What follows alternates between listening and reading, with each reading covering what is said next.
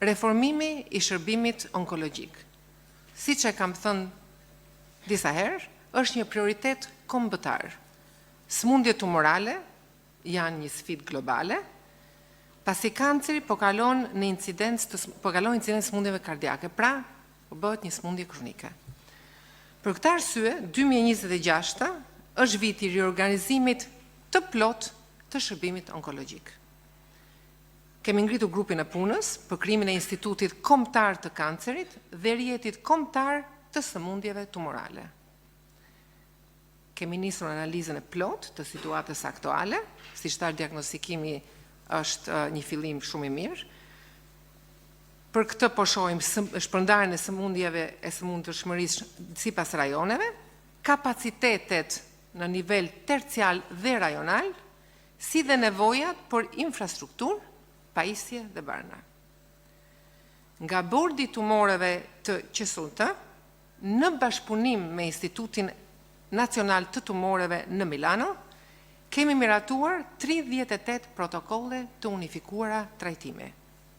Në muajin dhjetor të vitit të kaluar, u dyfishuan kapacitetet trajtuese në njësinë e kimioterapisë ditore në shërbimin onkologjik, nëpërmjet një bashkëpunimi shumë të mirë midis buxhetit të shtetit dhe donatorëve. Me të njëjtën formulë, brenda vitit 2026 do të përfundoj rikualifikimi i 6 punkteve rajonale të kimioterapisë në kuadër të rrjetit kombëtar që sapo e përmenda të sëmundjeve tumorale. Dhe 6 punkte të tjera, domethënë total 12, do të rikualifikohen në vijim. Kemi rinovuar dhe zgjeruar bashkëpunimin me Agjencinë Ndërkombëtare të Energjisë Atomike dhe kjo është fokusuar në 3 drejtime kryesore. Së pari, ardhja e akseleratorit të tretë, i cili është instaluar, po bëhet kolaudimi nga ekspertët bërthamor dhe do nisë së shpejti funksionimi. Së dyti, përditësimi i 2 software të 2 akselerator ekzistues që i ngren në një nivel shumë të lartë teknik për trajtimin e pacientëve. Pra, do kemi 3 akselerator funksional totalisht të updateuar.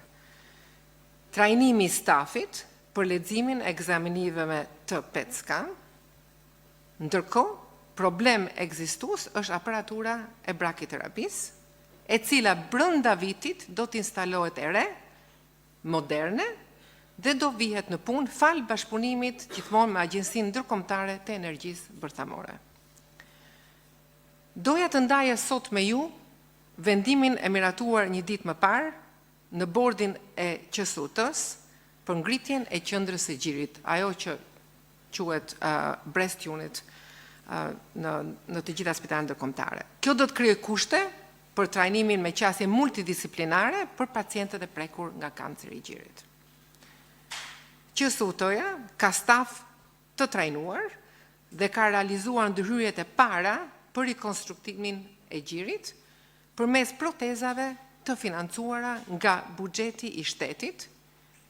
Kjo i paraprin qasjes son për të mbuluar rastet e vajzave dhe grave që kryejnë heqjen e gjirit duke i lehtësuar jo vetëm traumën fizike, por traumën psikologjike përmes vendosjes së menjëhershme të protezave. Në kuadër të ngritjes së Institutit Kombëtar të Tumoreve, po vlerësohet gjithashtu rikonstruksioni i plot i godinës së spitalit onkologjik.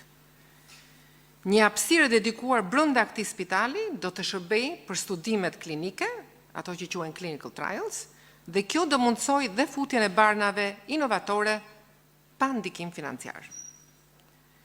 Duke qëndruar te barnat, për vitin 2026 kemi një rritje të buxhetit për barnat me vlerën e 15 milion euro. Për vitin 2026 ne kemi përcaktuar një plan strategjik të qartë, që mbështetet në 3 shtylla kryesore. Së pari, shtimi i barnave inovatore në listën e rimbursimit, duke garantuar akses më të gjerë për pacientët me patologji onkologjike dhe hematologjike. Synimi është që pacientët shqiptar të kenë trajtime të krahasueshme me ato të vendeve të Bashkimit Evropian. Së dyti, rritja e sasive të banave ekzistuese në listë për të shmangut mungesat e herpaseshme që kanë ndikuar drejt për drejt në vijshmërinë e trajtimit. Kjo do të shoqërohet me mekanizma të rinj monitorimi dhe planifikimi në bashkëpunim me QSUT dhe depot farmaceutike rajonale. Së treti, hapja e kufizimeve në fond për disa patologji